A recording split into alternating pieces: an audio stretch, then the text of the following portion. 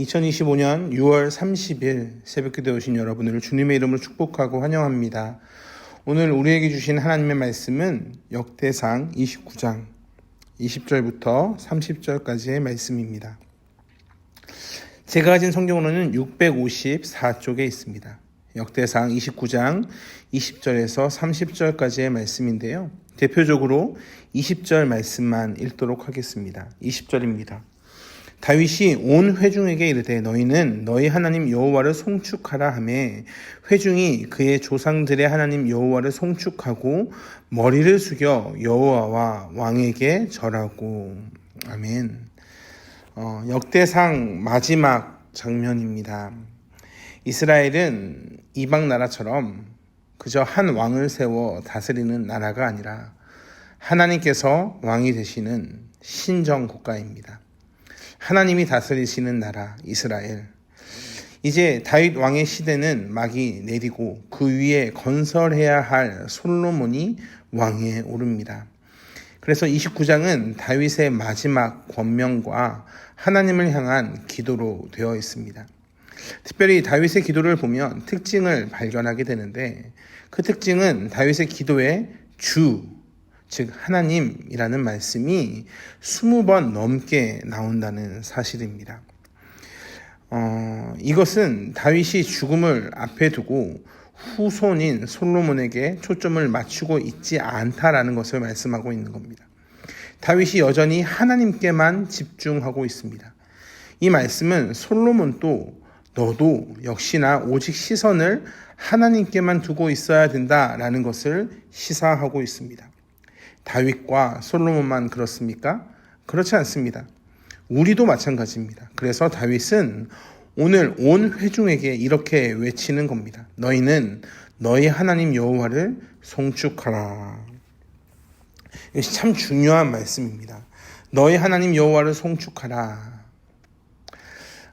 이 새벽에 하나님께 예배를 드릴 정도로 사실 우리는 하나님 앞에서 참 헌신적인 그런 삶을 살아갑니다. 신앙이라는 것이 누가 시켜서 되는 것이 아님을 우리는 너무나 잘 알고 있습니다. 신앙은 의무감도 아니고 나의 목표를 이루기 위한 도구도 아닙니다. 하나님의 주권 그리고 하나님께서 우리에게 주신 그 언약을 우리가 지키고 하나님이 우리를 위해 지키고 계신다라는 것을 믿음으로 의지하며 나아가는 겁니다. 그러니까 우리가 역대상을 통해 보는 것은 바벨론으로부터 70년 만에 귀환한 하나님의 백성들이 인간의 어리석음과 하나님의 성실하심을 깨달아야 된다는 것을 이 말씀을 통해 또 한번 생각하게 됩니다. 그것이 오늘 본문의 20절 그의 조상들의 하나님 여호와를 송축하라 라는 말씀 안에 담겨 있습니다. 왜냐하면 너희 조상들의 하나님이 지금도 여전히 우리의 하나님이다 라는 그 말씀 안에 이스라엘의 그 조상들 70년 바벨론 포로 생활을 하게 한 그 어리석은 조상들이 왜 어리석은가? 하나님을 떠났기 때문에 그렇습니다. 그러니까 그 조상들이 하나님을 떠났고 어리석은 백성들이 하나님을 버렸어도 하나님은 여전히 너희의 하나님이다 라는 것을 의미한다는 겁니다. 즉 하나님이 너희를 여전히 버리지 않으셨다라는 놀라운 의미가 그들의 조상들의 하나님 여호와를 송축하라 라는 말씀에 담겨져 있습니다. 그래서 다윗은 죽음을 앞둔 상황에서 29장 18절에 우리 조상들 아브라함과 이삭과 이스라엘의 하나님 여호와여 라고 기도를 하는 겁니다. 그가 무엇을 간구하는가? 하나님의 언약을 영원히 생각하도록 간구합니다. 바로 하나님께 뿌리를 내릴 것을 간구하고 있는 겁니다. 혹시나 한눈을 팔더라도 하나님의 그 약속을 기억하며 돌아올 수 있다는 것을 구하고 있는 겁니다. 왜 다윗은 이것을 죽을 때까지 구하고 있는가? 그의 주권이 하나님께 있는 인생이기 때문에 그렇습니다. 주권이 하나님께 있는 인생은 내 것이 없습니다. 다 주의 것입니다. 물론 이것을 잘못 사용해서 어떤 나쁜 목사들이나 아니면 혹여나 성도님들이 이 말씀을 오해해서 나의 모든 것을 다 팔아서 주님께 드려야 된다. 그래서 교회에 헌금을 하거나 뭐 어느 단체에 모든 것을 다 드린다. 그래서 나는 그냥 주어지는 대로 너무 가난하게 이렇게 산다. 이렇게 말하는 사이비 교주나 아니면 잘못 해석하는 성도들이 있을 수 있습니다. 근데 그렇지 않습니다. 그러니까 나의 인생이 주님의 것이다 라는 그 말씀은 사실 이거보다 훨씬 더 넓습니다. 박영선 교수님의 한 예화입니다. 교수님이 집에 신학생들을 이제 데리고 같이 살고 있었습니다. 신학생들이 돈이 없으니까 갈 곳이 없어서 한 집에서 이제 그 신학생들을 데리고 살았던 것이죠. 그 더운 여름날 시원한 수박을 이제 교수님이 이제 학생들에게 잘라줬습니다. 잘라주는데 한 신학생이 이렇게 이야기하는 겁니다. 교수님, 우리가 굳이 이렇게 수박을 먹지 않아도 살 수 있지 않습니까? 그러니 이 수박을 먹지 말고 팔아서 선교사님께 선교 헌금으로 드렸으면 좋겠습니다. 이런 이야기를 합니다. 그러니까 박영선 교수님이 뭐라고 하셨을까요? 좀 심한 말이지만 그냥 처먹어입니다. 그러니까 이게 너무 세게 들릴 수 있습니다. 그러면서 그건 하나님이 하신다. 그러니 하나님이 너 먹는 것도 좋아하신다. 그러니 그것은 그때 하나님의 일하심 가운데 순종하면 되니 지금은 만나게 먹는 것 이거 해라 라고 가르쳤습니다. 이것이 사실 참 어렵습니다. 무슨 말입니까?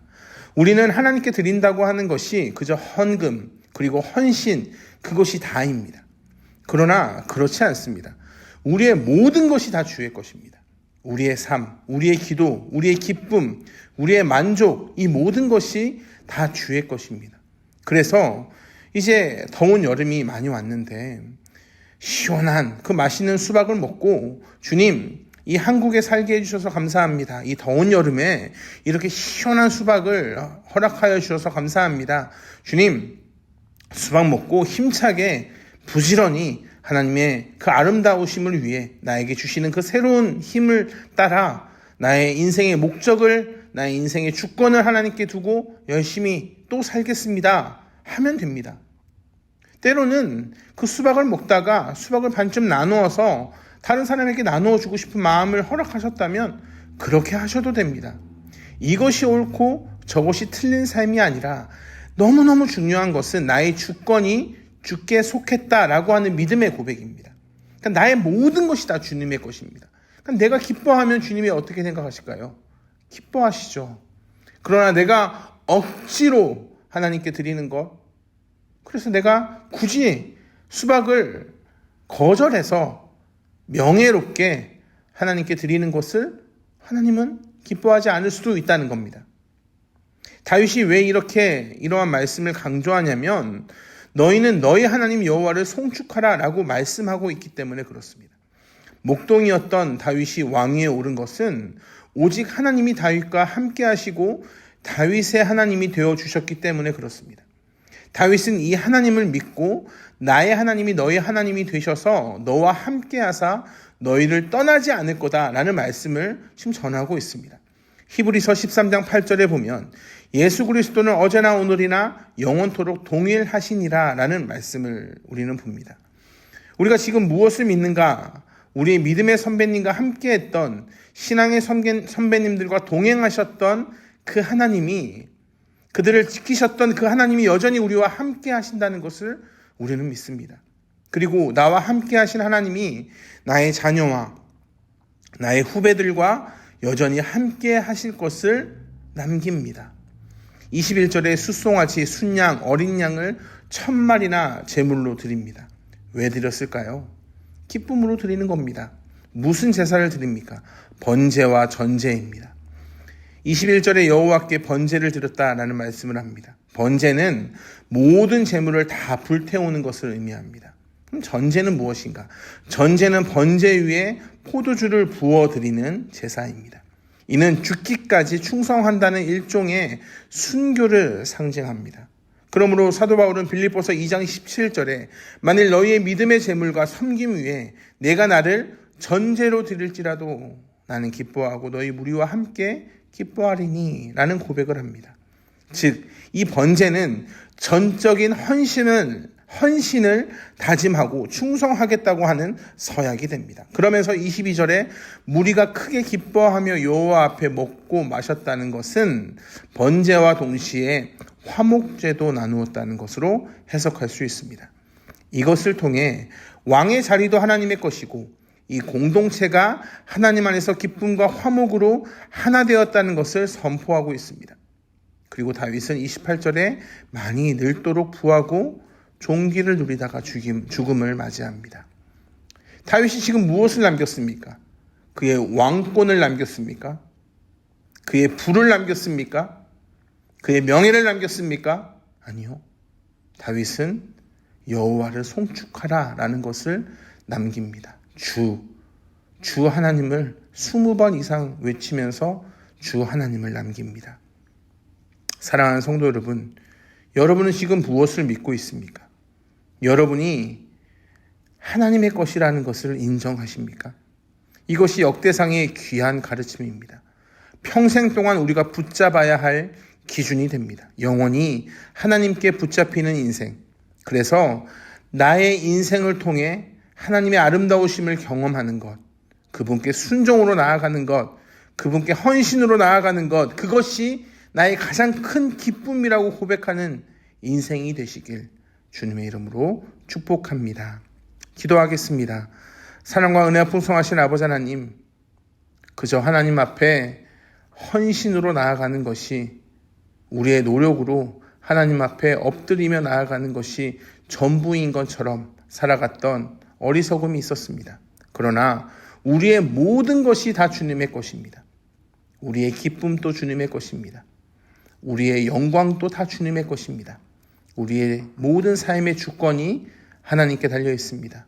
주님, 그것을 잊지 않게 하시고 나의 인생을 통해 하나님께 모든 주권을 내어 맡기며 믿음으로 순종하며 나아가는 한 명 한 명이 될 수 있도록 주여 불쌍히 여겨주시고 축복하여 주시옵소서. 감사합니다. 사랑이 많으신 예수 그리스도의 이름으로 기도합니다. 아멘. 우리 주 예수 그리스도의 은혜와 하나님의 풍성하신 사랑과 성령 하나님의 언제나 동행하시는 은혜가 오늘 또 하나님 앞에서 나의 아무것도 아님을 내려놓게 하시고 하나님께 나의 인생을 맡겨드리겠다 믿음으로 고백하는 한 분 한 분 위에 영원토록 함께 하시길 간절히 축원하옵나이다. 아멘.